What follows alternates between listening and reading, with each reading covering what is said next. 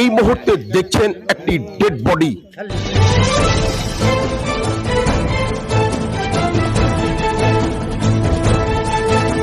নৃশংসভাবে কুপিয়ে হত্যা করা হয়েছে এক যুবতীকে। মোথাবাড়ি থানার অন্তর্গত আদর্শ বাজার মাঠ সংলগ্ন এলাকায় শ্রীপুর কলোনিতে এক ভুট্টা খেতে আজ সকালে এক যুবতীর মৃতদেহটি পড়ে থাকতে দেখা যায়। মৃতদেহ উদ্ধার করলো মোথাবাড়ি থানার পুলিশ প্রশাসন।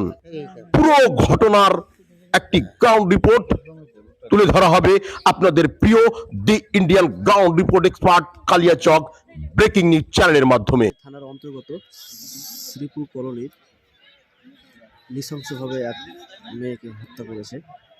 আজ সকাল সকাল এখানে পুলিশ মোথাবাড়ি থানা বরাবর তিনি এসেছেন, অনেক লোক।